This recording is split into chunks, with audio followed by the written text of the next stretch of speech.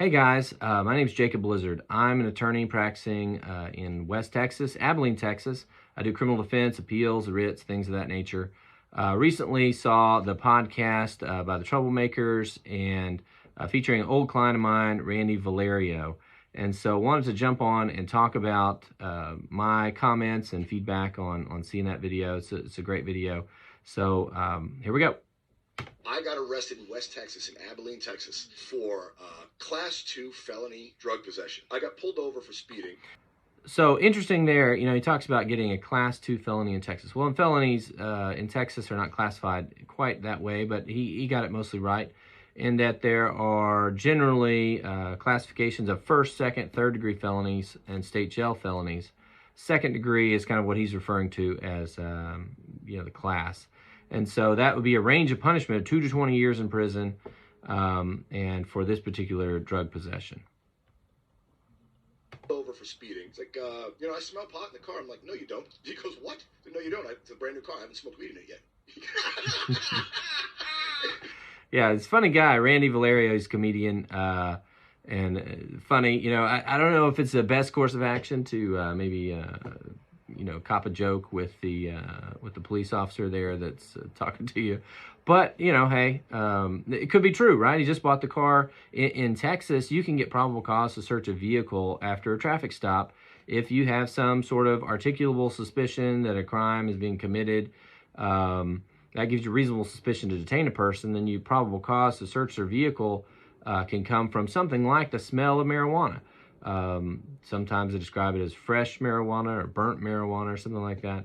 And of course, it's difficult to challenge in court because, you can't have a video of a smell, right? So all you can go off of is the officer's statement and credibility. So it can be really difficult to challenge what an officer says about that. And so here, Randy's saying, "Oh, I had a brand new car, so obviously it doesn't smell like marijuana." But that a police officer is going to search his vehicle regardless.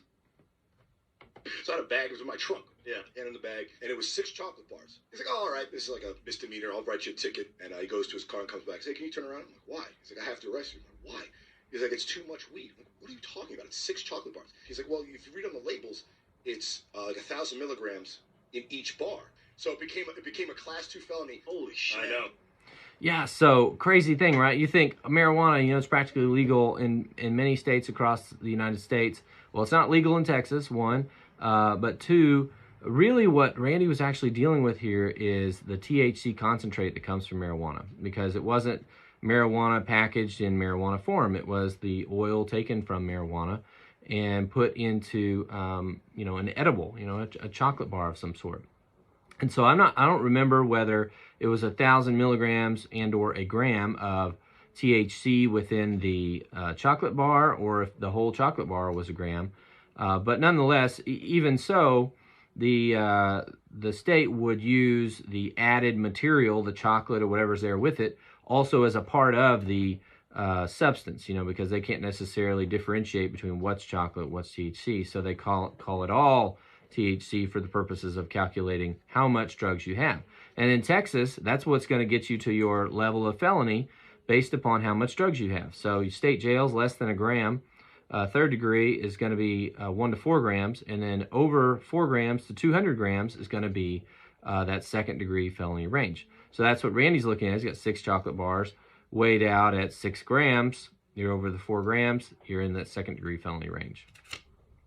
Oh, he found me the best lawyer in Dallas. I called him up. He goes, "You don't want to hire me." I'm like, "Why not?" He's like, if my big money ass goes out to Abilene and shows up in court, they're going to stick it to you just to stick it to me. Yeah.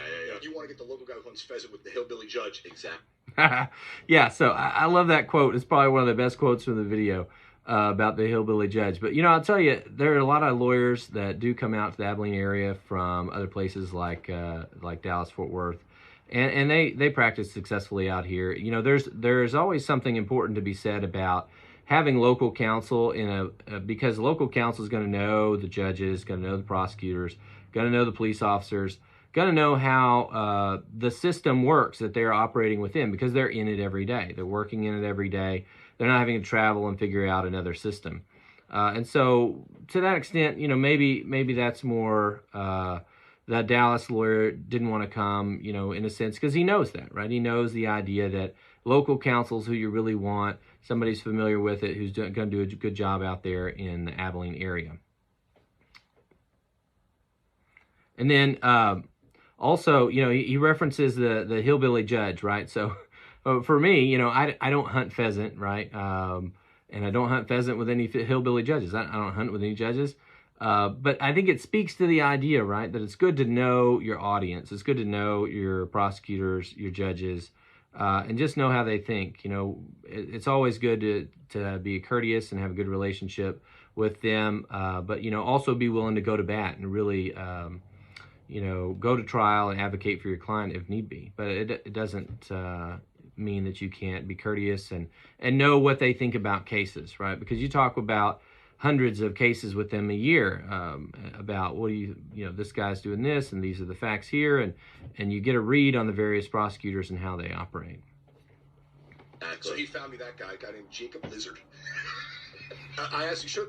So this is funny because this is something that's happened to me my whole life, right? My parents named me Jacob Blizzard, I guess not thinking about it. My mom says, because, you know, she always thought of it as Jacob Austin Blizzard as my middle name included. But, you know, Jacob Blizzard, people forget there's a B in there, right? Because the B's run together. B and B next to each other just sound like Jacob and then Lizard. And so, you know, here I am, Jacob Lizard, out here practicing law in West Texas. But something that commonly happens, it doesn't bother me. But I prefer the name Blizzard, you know, when people can get it right. This is the guy. He's like, you got a guy off a double murder last week. I'm like, that sounds like the guy. Yeah, so I think what Randy's referencing here is actually, I represented a gentleman named Damian Kate, right, shortly before I represented Randy. And basically, I think the confusion is, it wasn't a double murder in the sense that two people were murdered. It was maybe thought of as a double murder in the sense that there were two people who were accused of committing the murder of one person. And so I had recently gone to trial on a capital murder case where my client and another person were accused of killing this person. And in our trial, we got what I thought was the right result. We got a not guilty verdict. I thought it was the right result. I thought that justice was done there. And so, you know, people think of, you know, quote, getting somebody off of double murder or capital murder or whatever. You know, I think of it as doing good advocacy so that the truth can be brought forward, and to advocate for my clients to do the best that we can do for them. And so in that case, in the quote, double murder case, I advocated well, and we got a not guilty, and I think the right result came out. Thank God I got a toss, dude. Yeah, and so, right, Randy's story has a happy ending, right? Happy ending. At that time when things were going on, we were able to get a good result for Randy based on a lot of things, but I'm happy that he's been able to move on, and now it's just a funny story that he's able to tell about trying time that he went through, right? But criminal cases can certainly be taxing and hard. But it's always great when you can come out the other side having either learned something and moved on forward from it, or, you know, if you're wrongfully accused, obviously to be able to walk away from that and have the right thing happen. So thanks, guys, for watching. Appreciate it, and we'll see you out there.